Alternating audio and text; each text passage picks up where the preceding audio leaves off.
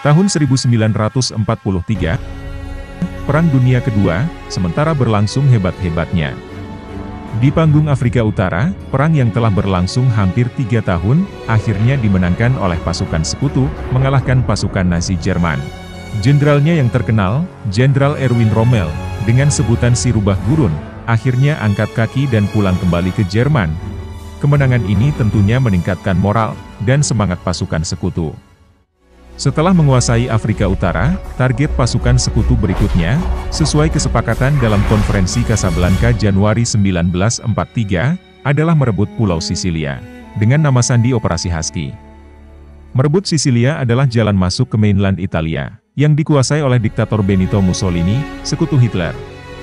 Pulau Sisilia adalah pulau di selatan Italia.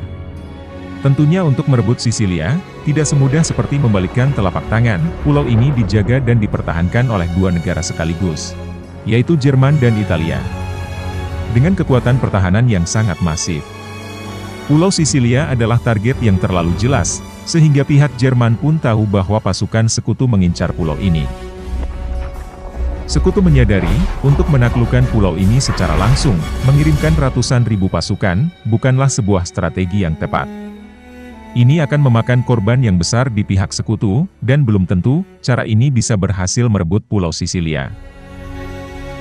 Pihak sekutu, baik Amerika dan Inggris, putar otak, mencari cara bagaimana merebut Pulau Sisilia.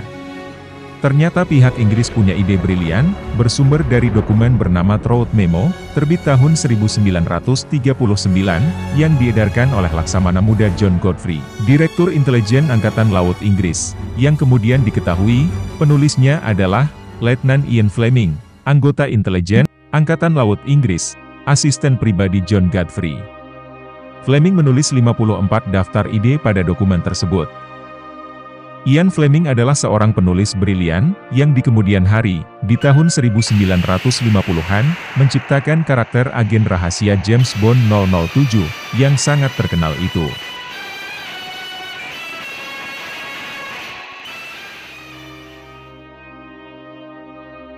Anggota intelijen Inggris, Ewan Montagu dan Letnan Charles Cholmondeley, diberi tugas oleh Dinas Rahasia Inggris, untuk mengembangkan rencana lanjutan, menggunakan ide nomor 28, Trout Memo, karya Ian Fleming. Ide yang kemudian disetujui oleh Winston Churchill, Perdana Menteri Inggris, ide yang sangat efisien dan efektif. Jika berhasil, pengaruhnya luar biasa besar bagi sekutu. Prime Minister, that's too big a risk. The fate of the world is at stake. The plan is highly implausible. So when can it be ready? Apa isi ide nomor 28 yang brilian itu? What say we start with the easy part and find ourselves a corpse? Yaitu menggunakan mayat. Caranya adalah, sesosok mayat segar, dihanyutkan ke area negara yang tidak terlibat perang, atau netral, dan terdapat agen musuh di sana. Mayat itu akan membawa dokumen super sensitif dan amat sangat rahasia, tetapi palsu atau fiktif. Tersimpan dalam sebuah tas tangan, dan dibuat seolah-olah sangat-sangat penting, sehingga harus dibawa dengan cara, dokumen tersebut diborgolkan di tangan sendiri. Maka disebutlah operasi intelijen ini dengan sebutan, Operasi Mincemeat.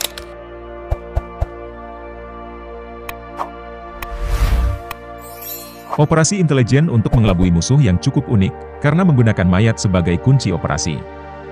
Pihak intelijen Inggris, Ewan Montagu dan Charles Cholmondeley, langsung bergerak cepat melaksanakan detail operasi yang telah disusun rapi. Diciptakanlah tokoh fiktif dengan nama, William Martin, seorang perwira Angkatan Laut Inggris dengan pangkat mayor, yang nantinya membawa dokumen sangat-sangat rahasia, yang diborgolkan di tangannya.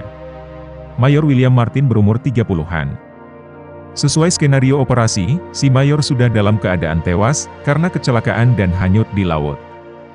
Mayatnya masih segar, sehingga pihak intelijen mau tidak mau harus mencari sosok mayat segar, yang sesuai dengan profil dimaksud.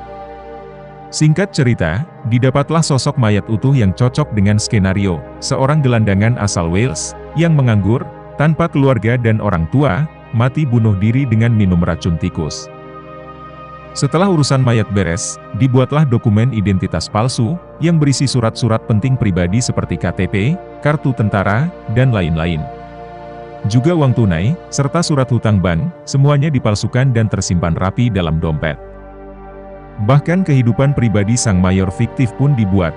Di dalam dompet diselipkan surat cinta, dan foto pacar cantik bernama Pam, yang aslinya adalah Nancy Jean Leslie, salah satu sekretaris yang bertugas di Dinas Rahasia Inggris. Dan tentunya yang paling penting adalah, dokumen dalam tas kerja, yang nantinya diborgol di tangan sang mayor. Sebuah dokumen palsu yang sangat mirip seperti asli, yang seolah-olah memperlihatkan korespondensi antara dua jenderal, yaitu Komandan Tentara Inggris di London, dan Komandan Tentara Inggris di Afrika Utara. Menggambarkan upaya operasi penyerbuan ke Yunani dan Sardinia, yang juga seolah-olah didukung oleh pihak Amerika. Dokumen dilengkapi dengan detail jumlah tentara, daftar divisi, jenis kendaraan, tank, persenjataan, lengkap dengan foto-foto pantai pendaratan di Yunani.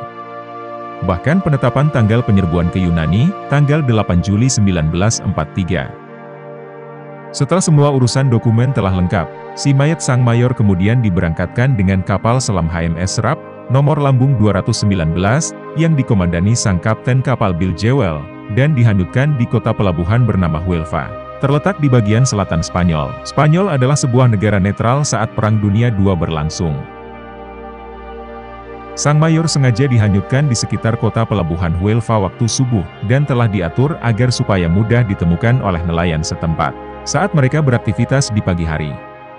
Benar saja, akhirnya mayat sang mayor lengkap dengan seragam angkatan laut, dan dokumen yang diborgol di tangan, ditemukan oleh sekelompok nelayan setempat, diangkut dan kemudian diserahkan kepada pihak berwenang di sana, untuk kemudian diperiksa.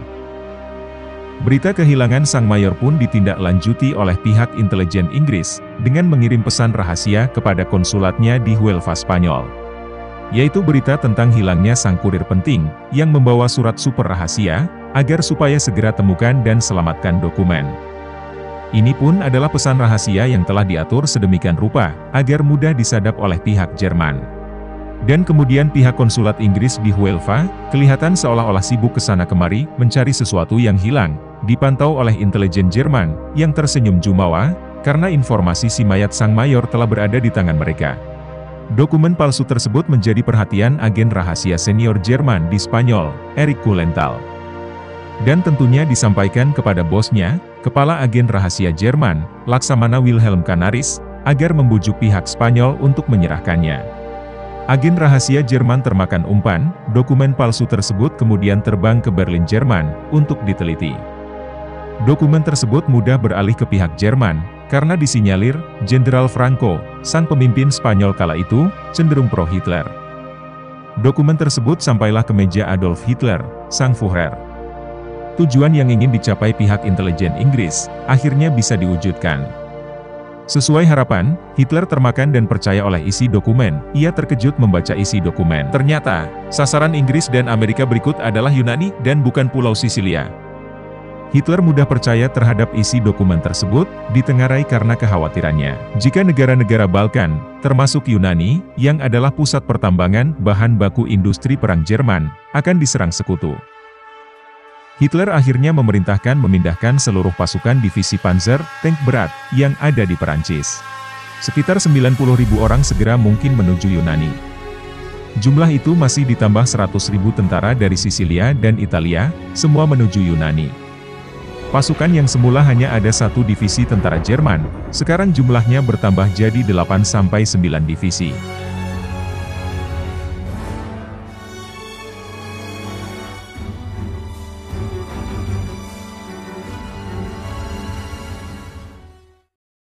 Serbuan sekutu yang ditunggu-tunggu datang tanggal 8 Juli 1943, tidak kunjung datang di Yunani.